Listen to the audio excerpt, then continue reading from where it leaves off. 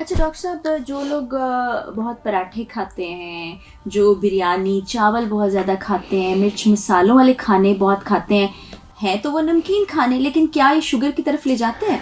देखिए, ये जो खाने आपने बताए ना, मुरक्कन खाने, जी स्पाइसी फूड्स, जी। इनके साथ ये होता है कि इनमें जो मसाले डाले जाते हैं ना, तो इंसान ना एक तरह का, मैं तो इनको कहता हूँ कि इनमें जो मसाले हैं या जो इनमें जो टेस्ट डाला गया है, ये बेसिकली इंसान के अंदर एक नशा डाल देते हैं। अच्छा। कैसे कि जब वो खाने बैठता है ना, जी जी जी। तो वो रुकता नहीं।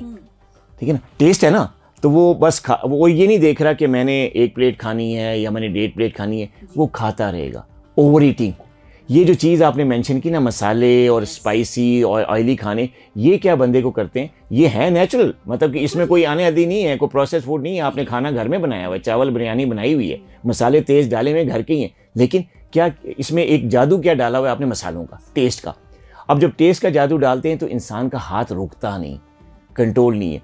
एक मैं हदीस आपको सुनाता सुनूं कि हजूर पाक सल्लल्लाहु अलैहि वसल्लम जो है ना, वो एक पोर्शन भूख रख के छोड़ देते थे खाना। बिल्कुल ठीक, बिल्कुल ठीक है, तो ये सुन्नत है। ठीक है, लेकिन आजकल क्या हो रहा है, खा रहे हैं, ओवर ईटिंग कर लेते हैं। अब ओवर ईटिंग से क्या होगा, ज़ाहिर है कैलोरीज तो गई है ना, बेशक नेचुरली गई हैं कैलोरी, वो स्टोर होंगी फैट की फॉर्म में, वज़न बढ़ेगा। जब वज़न बढ़ेगा तो इंसुलिन रेजिस्टेंस होगी, इंसुलिन रेजिस्टेंस होगी डायबिटीज़। तो ये चीज़ है कि अगर आप स्पाइसेस डालें तो कम से कम, अगर आपको मज़ेदार खाना खा रहे हैं तो इंसान को चाहिए कि थोड़ा सा भूख रख के खाना रोक दे। बिल्कुल ठीक है। ठीक है, ताकि ओवर ईटिंग ना हो। वो जो हमारा दीन हमें सिखाता है वो मेडिकल साइंस भी कहती है। मेडिकल साइंस भी कह रही है, और काफ़ी सालों, कितने हज़ार सालों पुरानी बात, और अब उसको मेडिकल साइंस उसकी तायद कर रही। बिल्कुल ठीक। तो अगर हम भूख छोड़ के खाना खाएंगे तो फिर मज़ेदार खाने खाएं, चावल भी खाएं, बिरयानी भी खाएं, लेकिन डॉक्टर ओवर साहब, ईटिंग नहीं। आजकल ना एक डाइट बड़ी पॉपुलर है जो फास्टिंग से रिलेटेड है, इंटरमिटेंट फास्टिंग। तो हमारे इतने खूबसूरत माह रमज़ान में तो हम पूरा महीना रोज़े रखेंगे, फास्टिंग करेंगे। जो शुगर पेशेंट्स हैं, टाइप 1 टाइप 2, वो क्या एहतियाती तदाबीर अपनाएं और किस तरह से अपने रोज़े को खुश उसलूबी से मुकम्मल करें? देखिए, जहाँ तक टाइप 1 का ताल्लुक है, तो मैं अक्सर चैनल्स पे भी ये बात कर चुका हूँ, वीडियोस में भी, कि टाइप 1 डायबिटीज़ वाले जो होते हैं वो इंसुलिन पे होते हैं। बिल्कुल ठीक। तो उनके लिए रोज़ा रखना रिकमेंडेड नहीं है। अच्छा। वजह उसकी ये है कि इंसुलिन जो है, अगर इंसान ले रहा है तो इंसुलिन लगाने के 2 घंटे बाद, 3 घंटे बाद हाइपोग्लाइसीमिया का रिस्क बढ़ जाता है, शुगर लेवल्स लो हो जाती हैं, जिसको हाइपोग्लाइसीमिया कहते हैं। तो जब हाइपोग्लाइसीमिया होता है तो it's a life threatening situation. अगर हाइपोग्लाइसीमिया प्रॉपरली टाइम पे ट्रीट ना किया जाए, उस वक्त कोई मीठा ना खाया जाए या लेवल को नॉर्मल ना किया जाए किसी भी तरीके से, तो it will lead into coma. ठीक है, एंड देन डेथ। तो ये एक लाइफ थ्रेटनिंग सिचुएशन है, जिसकी वजह से हम रिकमेंड नहीं करते कि टाइप 1 डायबिटिक्स जो हैं वो रोज़ा रखें। हाँ, अगर वो रोज़ा रखेंगे और इंसुलिन नहीं लगाएंगे, अब मतलब आगे कहते हैं जी पेशेंट के, ठीक है जी हम टाइप 1 डायबिटिक हैं, आप कहते हैं जी इंसुलिन पे हैं, अब हम रोज़ा रखने से हाइपोग्लाइसीमिया, तो हम लगाते ही नहीं है। वो कहते हैं जी हम इंसुलिन लगाते ही नहीं है, शहरी में हम इंसुलिन लगाते ही नहीं है, हम वैसे रोज़ा रख लें। अब क्या होगा, क्या अब, क्योंकि इंसुलिन तो बन नहीं रही, ठीक, एब्सोल्यूट डेफिशिएंसी है इंसुलिन की बॉडी में। तो अगर आप सहरी करके रोज़ा रखेंगे और इंसुलिन नहीं लगाएंगे तो क्या होगा, हाइपरग्लाइसीमिया, शुगर लेवल बढ़ेगा।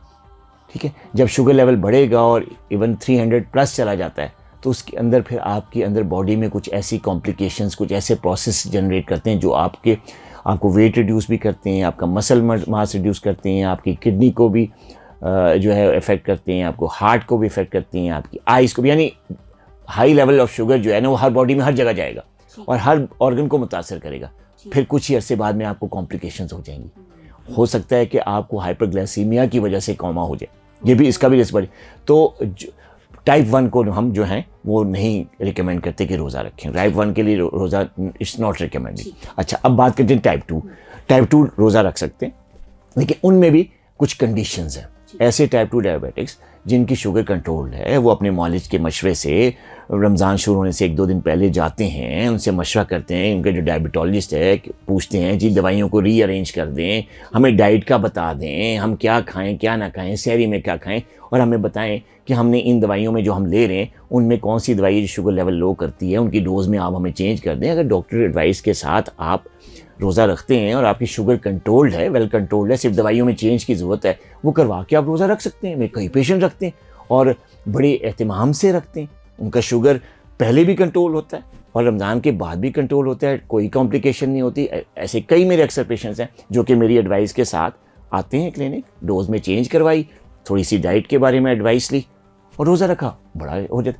लेकिन कुछ ऐसे टाइप 2 डायबिटिक भी हैं जिनके लिए हम रिकमेंड नहीं करते कि आप रोज़ा रखें। मसलन वो डायबिटिक्स जिनकी शुगर अनकंट्रोल्ड है, 2-4 माह से डॉक्टर्स दे रहे हैं, मेडिसिन भी दे रहे हैं, डाइट भी, लेकिन कंट्रोल नहीं हो पा रही, ठीक है, तो उनके लिए रिकमेंड नहीं है। क्योंकि उनके लिए रिकमेंडेशन पहले ये है कि पहले आप अपनी शुगर कंट्रोल करें, फिर रमज़ान के रोज़े रखें। अगर नहीं कंट्रोल तो नहीं रखते। अच्छा, ऐसे पेशेंट टाइप 2 डायबिटिक्स जो कि ऐसी अद्वियात में हैं जो कि शुगर लेवल लो करती हैं, इनमें एक दवा है जिसको सल्फोनाइल यूरियास कहते हैं। सल्फोनाइल यूरियास पे भी टाइप 2 डायबिटिक्स होते हैं अक्सर। कुछ ऐसे टाइप 2 डायबिटिक्स होते हैं जो इंसुलिन पे होते हैं, वो भी शुगर लो करती है। तो ऐसे टाइप 2 डायबिटिक्स जो कि इंसुलिन पे हैं या सल्फोनाइल यूरियास पे हैं और ये दवाइयाँ ऐसी हैं जो कि शुगर लेवल बहुत तेज़ी से डाउन करती हैं, तो उनको भी जो है वो नहीं रखना चाहिए रोज़ा।